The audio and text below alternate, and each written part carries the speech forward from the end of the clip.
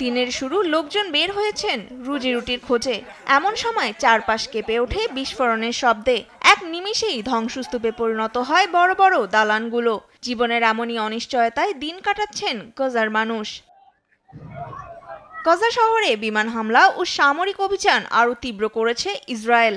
শহর ছেড়ে অন্যত্র চলে যাওয়ার নির্দেশের পর ঘরবাড়ি ছেড়ে পালাচ্ছেন লাখো বাসিন্দা। শুধু গত কয়েক সপ্তাহেই প্রায় 2 লাখ ফিলিস্তিনি শহর ছাড়তে বাধ্য হন। ইসরায়েল নতুন করে প্রায় 10 লাখ মানুষকে গাজা শহর ছেড়ে সরে যেতে নির্দেশ দিয়েছে। শহরের সব উঁচু ভবনগুলো ধ্বংস করে দিচ্ছে তারা। গাজা শহর থেকে হামাসকে নির্মূল করতেই শহরগুলোতে হামলা চালানো হচ্ছে, এমনটাই বলছে ইসরায়েল কর্তৃপক্ষ। তাই জীবন বাঁচাতে শেষ সম্বলটুকু নিয়ে দক্ষিণের শরণার্থী শিবিরগুলোতে পালাচ্ছেন স্থানীয়রা। এরই মধ্যে দক্ষিণের শিবিরগুলোতে দেখা দিয়েছে ভয়াবহ মানবিক সংকট। আমরা ক্লান্ত হয়ে পড়েছি। আমাদের জীবনের কোনো নিশ্চয়তা নেই, আমাদের যাওয়ার কোনো জায়গা নেই। আমরা সমগ্র আরব বিশ্বকে আমাদের সাহায্যের জন্য আহ্বান জানাচ্ছি। আমাদের সাথে যা হচ্ছে তা অন্যায়।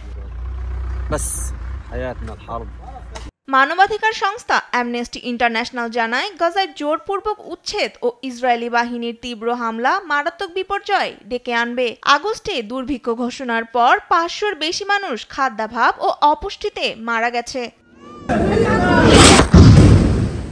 তবে ইসরায়েল নিয়মিতভাবে বলে আসছে তারা বেসামরিক নাগরিকদের উপর হামলা এড়িয়ে চলছে। কিন্তু স্থানীয় কর্তৃপক্ষের তথ্য মতে গাজায় ইসরায়েলি বাহিনীর হামলায় 60,000-এরও বেশি মানুষ নিহত হয়েছেন, যার বেশিরভাগই বেসামরিক। তনিমা ইসলাম, নিউজ ডেস্ক, দেশ টিভি।